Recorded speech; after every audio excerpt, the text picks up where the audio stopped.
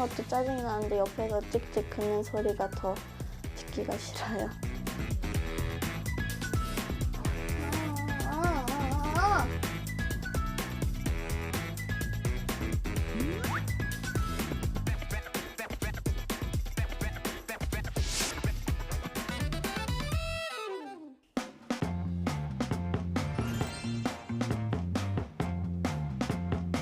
안녕하세요. 즐거운 이야기를 통해 수학의 재미를 찾아보는 수다학입니다.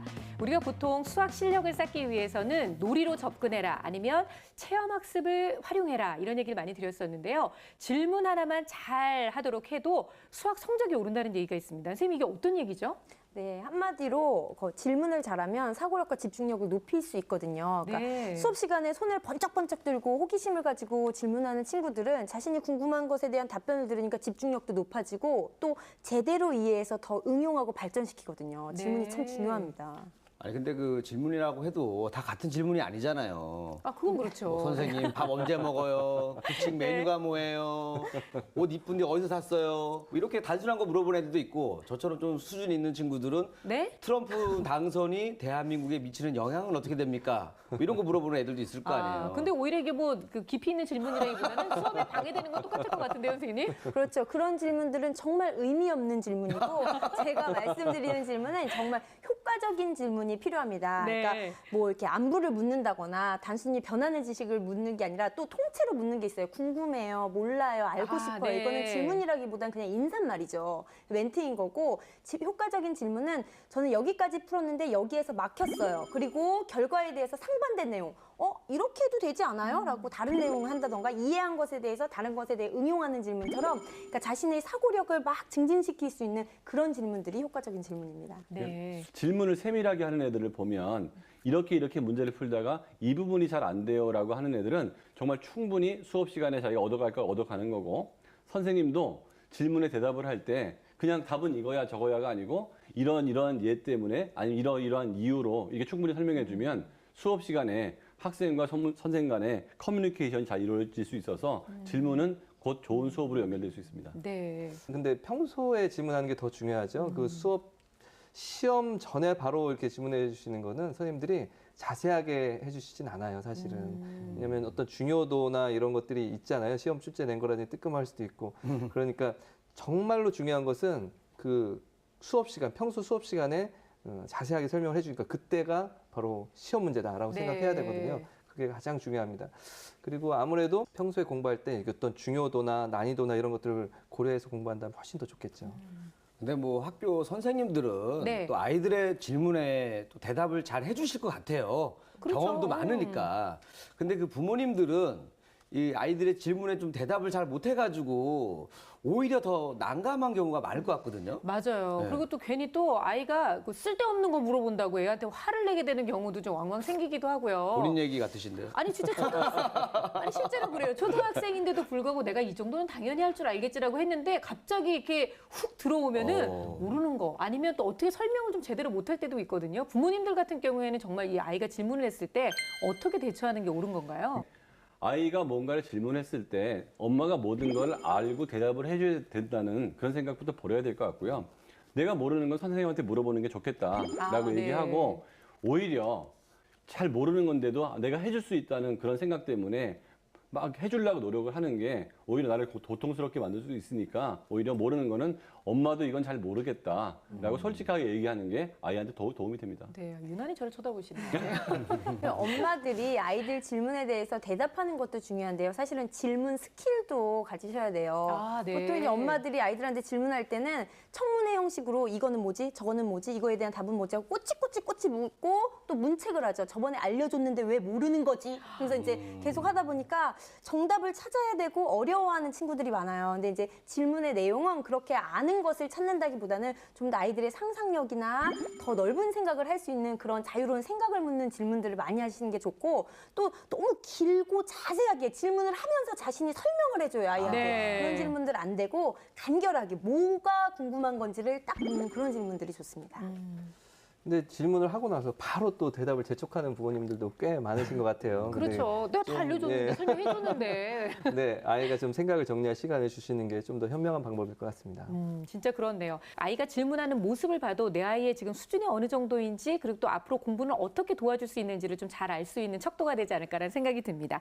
자, 오늘 수학을 찾아온 학생을 함께 만나보도록 할 텐데요. 오늘의 주인공은 사실 뭐 질문은커녕 자신이 풀었다가 틀린 문제조차도 피하고 있어서 어머니 속이 아주 새까맣게 타고 있다고 하는데 과연 어떤 사연인지 오늘의 주인공 함께 만나보겠습니다. 이번 주 수다학이 찾아간 곳은 강북구 수유동. 오늘 주인공인가 봐요. 등장부터 굉장히 새로운데요. 중심 잡기가 어려워 어른도 배우기 힘들다는 외발 자전거를 타고 마치 다리와 하나 된 듯 종횡무진 자신 있게 동네를 가로지르는 한 소녀. 그녀의 정체는 안녕하세요. 초등학교 5학년 전수빈입니다. 수빈 학생, 수다학에 온 걸 환영합니다. 이번엔 또 뭘 하려는 걸까요? 이미 신고 있는 운동화를 다시 갈아 신는데요. 수빈아, 이거 뭐야? 이거 요즘 유행하는 힐리스라는 건데 재밌고 운동도 돼서 열심히 타고 있는 거예요. 최근 바퀴 달린 운동화로 학생들 사이에서 인기몰이 중인 힐리스. 고도의 집중력과 순발력을 요하지만 수빈이에게는 식은 죽 먹기. 뿐만 아니라 과거 복싱을 배우며 매일같이 해온 줄넘기는 이제 거의 선수급입니다. 운동을 진짜 생활화하네요. 수빈아 가자. 아? 이제 집에 들어가야지. 춥다. 이제 가야지. 들어가자. 하지만 이런 수빈이를 유난히 작아지게 하는 게 있다는데요. 수빈이가 수학 공부를 하는 데 있어서요. 매일매일 자기가 계획을 잡아서 문제를 풀고 자기 할 분량만큼씩은 상당히 잘 하고 있어요. 근데 이제 틀렸을 때 옆에서 채점하는 것도 자기가 이렇게 틀린 게 찍찍 거지는 소리를 상당히 싫어하고 틀린 문제를 또 다시 풀라고 했을 때 또 바로바로 풀고 싶어 하지를 않더라고요. 좀 특이한 특징이 있네요. 긋는 소리. 사실 자존심 상하잖아요. 그래도 그 틀린 문제 다시 풀려고 그럴 때 어. 아예 그냥 거부가 좀 심한 것 같은데요. 네. 학습에 자존심을 세우는 경우가 아주 흔하지는 않거든요. 아. 5학년이 되면서 스스로 계획을 세워 공부하고 있다는 수빈이. 그 공부 방법을 뒷받침해주는 것이 바로 이 자기주도 학습 플래너입니다. 일 계획 세우기로 해서 학교에서 요즘에 자기주도라는 걸 배우고 있거든요. 그래서 하는 방법을 그 플래너를 작성하는 방법을 배우고 있어요. 그래서 이제 매일매일 자기가 해야 할 일을 미리 적고 해야 할 일 중에서 또 중요도를 선택한 다음에 그날 저녁에 뭐 1시간이라든지 그다음에 했는지 안 했는지 그리고 안 했으면 뭐 연기를 시키든지 하고 그다음에 만족 지연이라고 해서 오늘 의지 통제를 어떤 걸 했는지 그다음에 성공했는지 실패했는지 그다음에 하루에 대한 소감까지 이렇게 적더라고요. 근데 1학기 때는 하는 걸 되게 좀 힘들어 했었어요. 근데 한 학기 좀 지나고 2학기가 되니까 지가 좀 스스로 이렇게 작성을 잘 하네요. 네. 학교에서 또 이런 것도 또 교육을 시키네요. 네, 학교마다 뭐 스스로 척척 학습장 이런 식으로 다양한 이름으로 학교 자체에서 만들어서 보급합니다. 그렇군요. 셀프 반성, 셀프 칭찬을 하며 공부량을 스스로 체크하고 있다는데요. 성적이 궁금해집니다. 문제집을 들여다본 결과 거의 틀린 문제 없이 높은 정답률을 보여주고 있습니다. 5학년 1학기와 2학기 학업 성취도 평가에서도 좋은 성적을 거두었는데요. 역시나 오늘도 스스로 책상에 앉아 공부하는 수빈이 플래너를 확인하는가 싶더니 자리에서 일어나 향한 곳은 바로 컴퓨터 앞. 학교에서 매일 5문제 정도의 수학 문제를 숙제로 내준다고 하는데요. 직접 프린트를 해서 풀어야 하기 때문에 귀찮을 법도 하지만 수빈이는 하루도 빼놓지 않고 숙제를 해간다고 합니다. 사실 뭐 부모님들이 뭘 바라겠어요. 저렇게 스스로 뭔가를 하려고 하는 모습만으로도 부모님들은 굉장히 만족하시죠. 그럼요. 운동도 열심히 하고 공부도 반듯한 자세로 하고 네. 되게 뿌듯할 것 같아요. 저런 모습을 보면. 오늘 학교에서 나눠준 문제는 평균 구하기. 곱셈과 나눗셈을 적절하게 활용해야 하는 문제라서 실수가 많은 단원이지만 그동안 꾸준히 연습한 덕분일까요? 수빈이 막힘없이 술술 풀어내려갑니다. 정해진 분량을 다 풀어갈 때쯤 들어온 엄마. 알았어? 응. 채점 하지 마. 하지 마. 괜찮아? 응. 알았어. 채점하지 말라는 수빈이의 말에 익숙한 듯 확인 서명만 하고 나갑니다. 수빈이 역시 이 상황이 어색하지 않은 것 같은데요. 왜 채점을 하지 않는 걸까요? 수빈아, 이거는 왜 채점 안 하고 이렇게 내비둬? 채점하기가 싫어서요. 왜? 채점할 때는 틀리면 속상해서요. 학교 숙제에 이어 또 다른 수학 문제집을 꺼내든 수빈이. 문제풀이 자세나 그동안의 성적을 보면 다 맞을 자신이 있을 것 같은데 맞는 거에 대한 기쁨보다 틀린 거에 대한 슬픔이 더 큰 거예요. 수빈이는 언제부터 채점하는 것을 두려워하기 시작했던 걸까요? 그건 처음부터 그런 것 같아요. 문제집을 풀면서 이제 보통 저학년 때는 문제집을 안 풀렸거든요. 근데 이제 한 3학년 때부터인가 이제 문제집을 풀면서 그때부터 그랬는데 왜 그런지 잘 모르겠어요. 엄마 다 풀었어. 가자. 가서 보자. 이번엔 채점을 시도하는 엄마. 싫은데. 아, 지금 채점 빨리 하고 요즘 계산법은 잘 풀잖아. 싫은데. 이따가. 지금 할 거야. 엄마도 이따가 할 일이 많으세요. 에이. 채점하는 엄마의 손을 따라 바쁘게 따라가는 눈과 보는 사람까지 초조하게 만드는 표정은 운동할 때 보여준 자신감과는 사뭇 다른 모습. 그런데 이때 안타깝다. 이거 하나 틀린 거 맞아 풀어요. 하나밖에 안 틀렸다. 이거. 이따가. 요즘에 아주 성적이 좋아. 겨우 한 문제 틀린 것뿐인데 표정이 좋지 않습니다. 뭐가 그렇게 마음에 안 드는 걸까요? 틀린 거 푸는 게 짜증나요, 그냥. 틀린 거 푸는 것도. 제가 틀린 것도 짜증이 나는데 옆에서 찍찍 긋는 소리가 더 듣기가 싫어요. 채점할 때 짝짝 긋는 소리가 많이 거슬렸나 봐요. 아기가 들을 때도 이거 좀 짜증 나는데. 이제 긋지 말고 그냥 별을 만들든지 뭐 그러면 그것도 괜찮을 것 같은데요. 다르게 소리 안 나게 스티커를 하나 붙여준다던가, 그죠? 티나지 않게 사춘기가 온 것 같기도 하고 감수성이 좀 다른 친구들에 비해서 예민하네요. 살짝. 네. 사춘기가 왔을 수도 있다. 털털한 듯 여린 감성을 갖고 있는 수빈이. 행여 공부로 마음의 상처를 받을까 최대한 수빈이식 공부 방법을 따라주고 있지만 최근 또 다른 고민이 엄마의 발목을 잡고 있다고 합니다. 수많은 수빈이의 수학 문제집 속에 단 하나도 없는 이것. 바로 선행학습입니다. 또래 아이들 중 벌써 상당수가 하기 시작했다는 중학교 선행과정.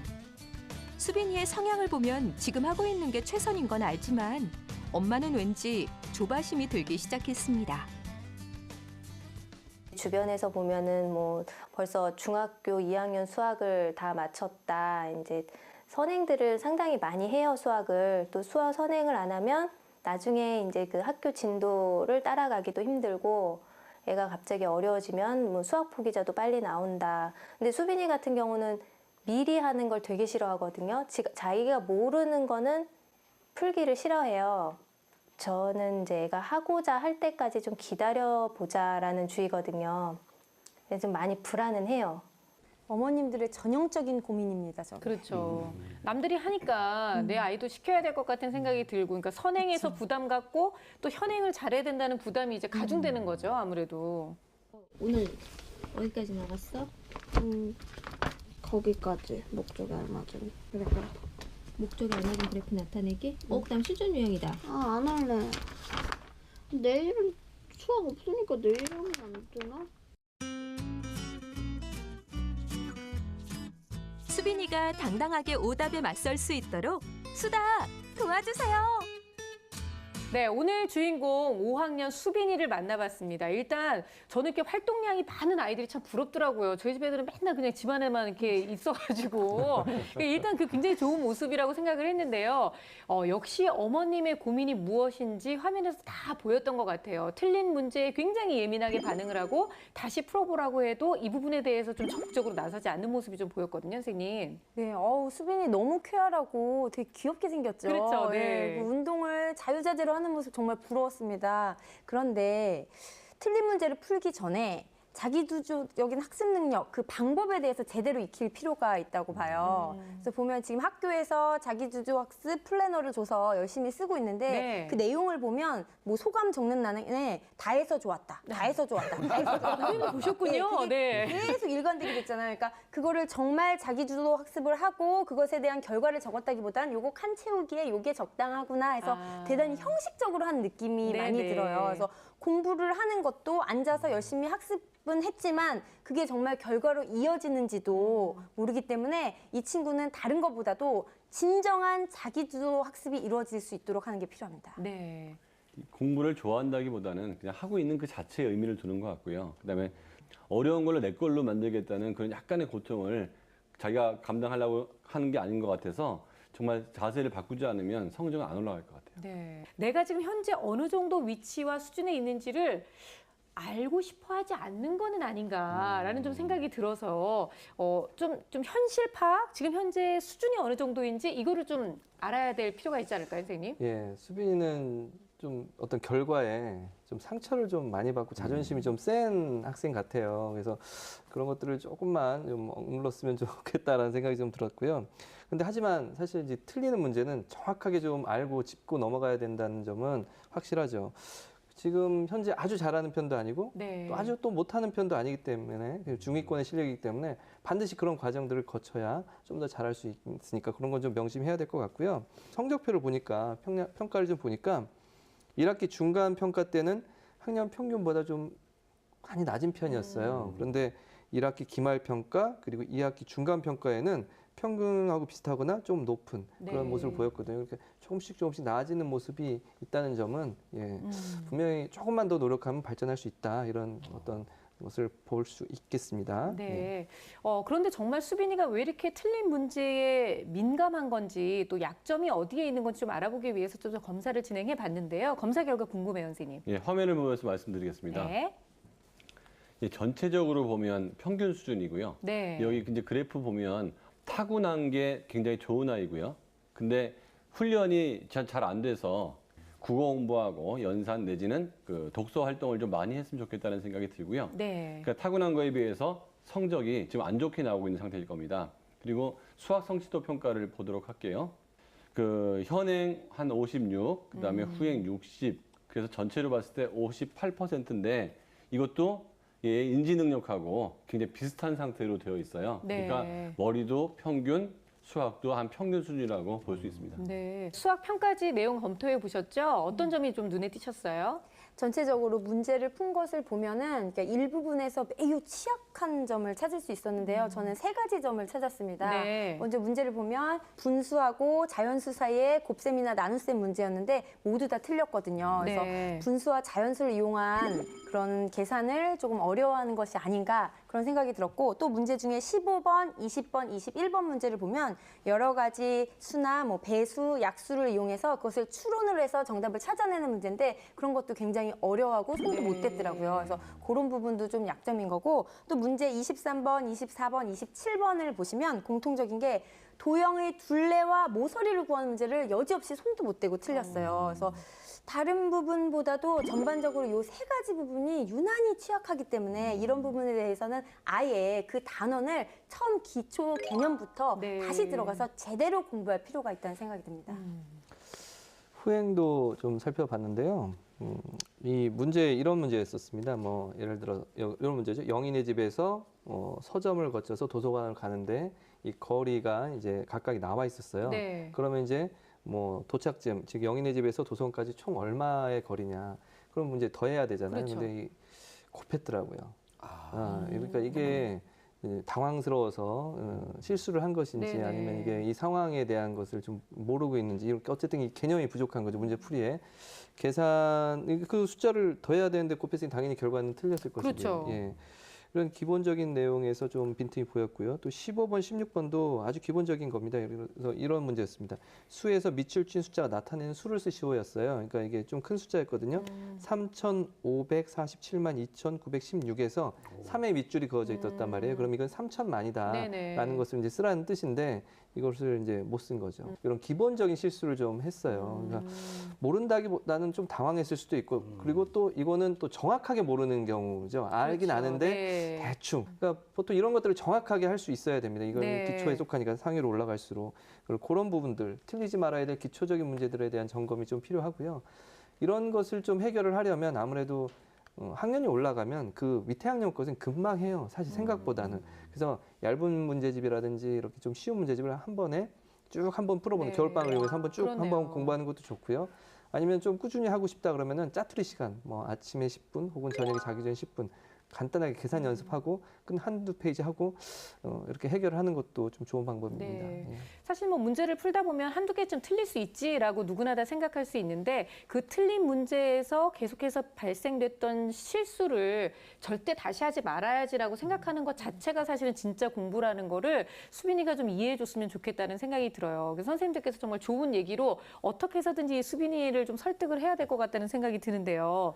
이리 씨는 뭐라고 좀 얘기해 주고 싶은 얘기 없어요? 그러니까 어머니도 그 수빈이 마음을 좀 돌리고 싶을 텐데 일단은 그 수빈이가 틀린 문제를 또 푸는 걸 싫어하잖아요. 네. 사실 그걸 풀어야 실력이 늘 텐데. 그렇죠. 그래서 좀 소리에 민감하기 때문에 수빈이한테 더 센 자극을 줘야 된다. 틀린 문제를 풀어서 또 틀리면은 짝짝 긋는 정도가 아니라 네. 칠판을 어머니가 손톱으로 한번 긁어주는 거예요. 얘기만 들어도 정말 싫다. 예. 상상만 해도 짜증 나잖아요. 야. 이런 소리의 자극을 강하게 줘서 예. 좀 독한 방법을 써야 되는데 이거 좀 아닌 것 같고. 아, 이거는 거의 충격요법인데요, 충격요법. 진정한 독설은 우리 민성원 선생님께서 해주실 겁니다.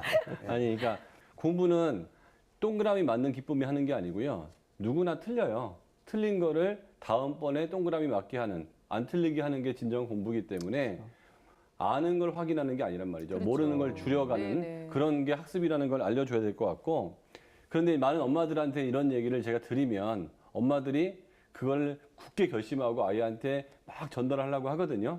근데 엄마의 전달력이나 아무래도 식구기 때문에 그 전달력이 좀 떨어져요. 네. 그러면 이 방송을 딱 보시다가 제가 하는 얘기들이나 이 전문가들이 하는 얘기를 같이 시청을 하는 거죠. 수다학을 아니면 이게 그 인터넷으로 보든 그러면 아이들이 의외로 엄마의 말이 아닌 전문가의 말에는 수긍하는 경우가 많습니다. 네. 이 방송을 그렇게 활용하면 좋을 것 같아요. 그래요. 저는 어머니께서 직접적으로 이제 가르치시거나 이렇게 나서시는 것보다 수빈이에게 맞는 선생님을 찾아주는 것도 굉장히 좋을 것 네. 같아요. 그래서 이 선생님은 이제 친절하고 수빈이의 호감을 끌지만 어느 정도 권위가 있는 선생님이셔야 돼요. 학교에서 틀린 문제 채점할 때 이렇게 안 할 거거든요.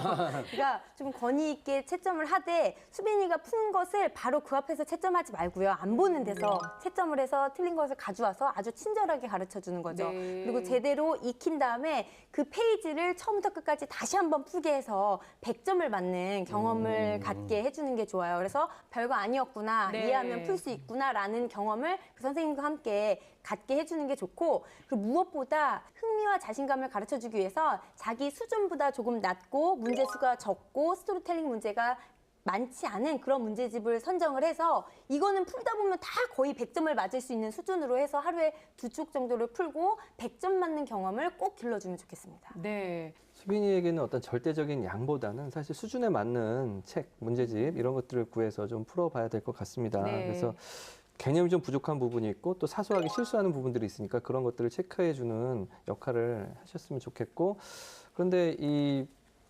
수빈이는 자존심이나 어떤 그런 상처를 쉽게 받는 스타일일 수 있거든요, 네. 분명히.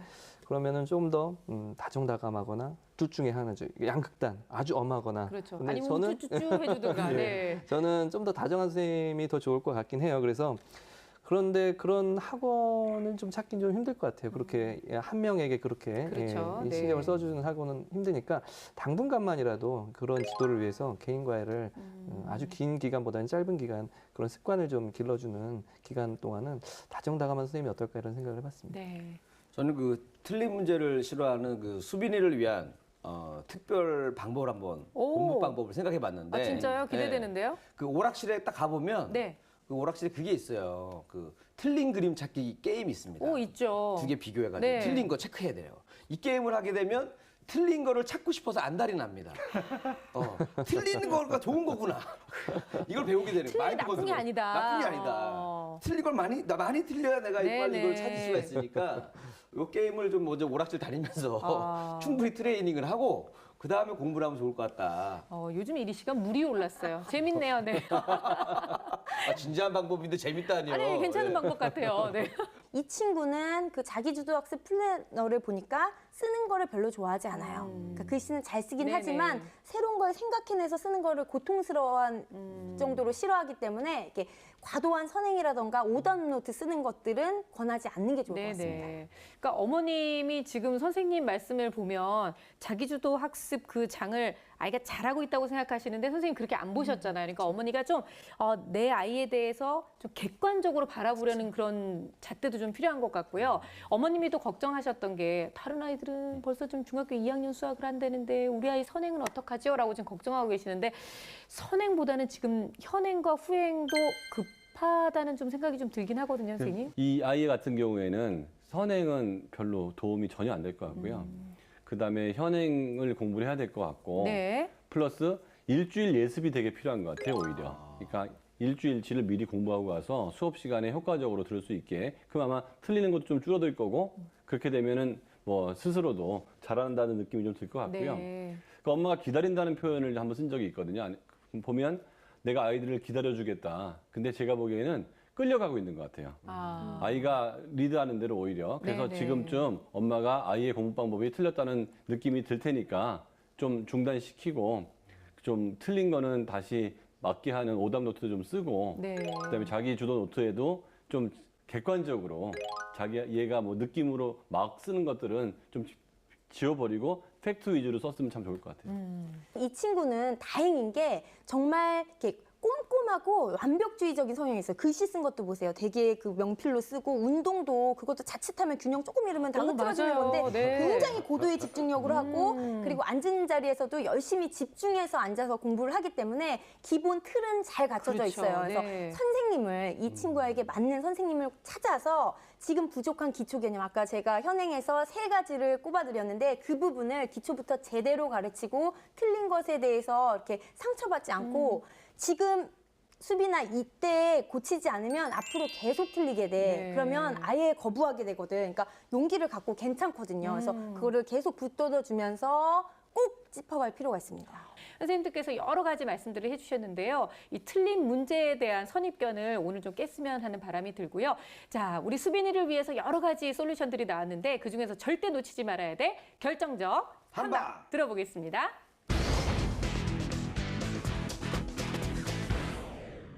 제 결정적 한방은 연습과 실천의 차이입니다. 연습은 아무리 틀려도 상관없습니다. 중요한 건 실천이거든요. 연습에 대해서 틀리는 것을 두려워하지 마세요. 제 결정적 한방은 플래너입니다. 이 아이는 플래너를 쓰는 게 익숙해 있으므로 플래너에다가 몇 문제 풀었는데 몇 문제 틀렸다라고 쓰기 시작하면 틀리는 걸 싫어하기 때문에 문제 풀 때 정확성이 올라갈 것입니다. 제 결정적 한방은 시간 투자입니다.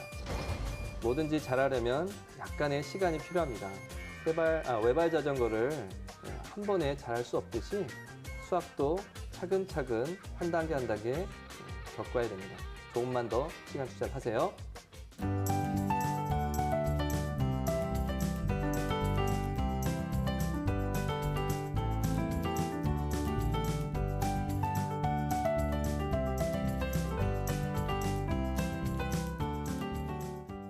자, 이번에는 우리 이리 씨의 결정적 한방 좀 들어볼게요. 네, 제 결정적 한방은 네, 바로 이겁니다. 짠! 귀마개. 써보세요. 써볼까요? 네. 짠! 이렇게 쓰면 아유, 아우, 네. 그걸 써도 이렇게 귀엽진 않다. 고구마가 5개 3,000원. 자, 뭐라 그래도 잘 안 들려요. 어쨌든 간에. 네네. 자, 이걸 왜 준비했냐. 그러니까요. 수빈이가 엄마가 채점할 때 찍찍 긋는 소리가 싫다고 그랬잖아요. 엄마가 채점할 때 엄마 나 잠깐만 이거 좀 쓰고 한번 딱 쓰는 거예요. 채점해. 네네. 안 들리잖아요. 아, 근데 눈에 보이는 건 어떻게 해요, 그러면? 그때는 또 안 돼도 쓰는 거죠. 안 돼. 눈에 안 돼까지 하고. 그러면은 네네. 그 고통이 좀 덜해요. 왜냐면 저도 예전에 그 병원 가서 주사 맞을 때나 피 뽑을 때 우리 눈 꼭 감잖아요. 이거 바늘을 보면 더 겁이 나요. 그렇죠. 고개를 돌려버리거든요. 그럼 덜 아프거든요. 아, 채점할 때도 이렇게 하면 네. 뭐 고통이 덜하지 않을까 해서 준비했습니다. 아, 수빈이가 이거를 받아들일지는 잘 모르겠어요. 근데 정말로 수빈아, 우리도 이렇게 방송을 하면서 NG도 굉장히 많이 내고 사실 말도 좀 더듬기도 그럼요. 하고 여러 가지 실수가 있기 때문에 실수를 해서 여기까지 왔거든. 그러니까 우리 수빈이도 수학 문제 틀리는 거에 더 이상 두려워하지 않았으면 좋겠어. 화이팅 합시다. 자, 저희가 늘 항상 우리 수빈이가 더욱더 적극적인 모습으로 수학에 임할 수 있도록 응원하도록 하겠습니다. 자, 이번에는요, 선생님들이 준비하신 재미있는 수학 강연 400초 수학을 들어볼 텐데요. 오늘 김희준 선생님 차례예요. 또 기대가 됩니다, 선생님. 네, 보면은 어머니들께서 선생님 집에서 특히 초등학교 저학년 수감각이 아직 발달되지 않은 친구들 어떻게 쉽게 익힐 수 있나요? 라고 문의하시는 분들이 많아요. 네. 그래서 제가 주변에서 아주 쉽게 구할 수 있는 소품들을 활용해서 수감각을 익히는 방법을 안내해 드리려고 합니다. 아니 근데 사실 뭐 맨날 뭐 이렇게 쉽게 구할 수 있다고 하면서 네. 막상 집에서 따라하려고 그러면은 막 없는 걸 얘기하는 경우가 많아요. 왜 자꾸 왜 만들어야 되고. 그쵸. 막, 맞아요. 뭐 무슨 뭐 집밥 레시피 해가지고 집에서 얼마든지 만들어 먹을 수 있다고 그래갖고 막 따라하려고 보면은 막 코코넛 오일에 네, 뭐 향신료 막 이런 거. 발사믹 소스 이거 지금 어디 집에 없잖아요. 아, 집에 왜 이 얘기하는데 속이 시원하지? 네. 집에 무슨 옥수수 식용유 이런 거밖에 없는데 그러니까 좀 현실적으로 좀 가능한 거 위주로 좀 하시는 거죠? 당연하죠. 정말 지금 보고 계시는 화면에서 눈을 돌렸을 경우에도 구할 수 있는 이런 거 필요해. 정말 쉬운 소품을 활용하는 방법입니다. 네, 사실 김희진 선생님이 주부이자 또 엄마의 마음을 잘 알고 계시기 때문에 사실 지금까지 400초 수학하면서 모든 어머님들의 공감대를 굉장히 많이 형성하셨거든요. 자, 오늘의 400초 수학도 너무 기대됩니다. 큰 박수로 청해 드릴게요.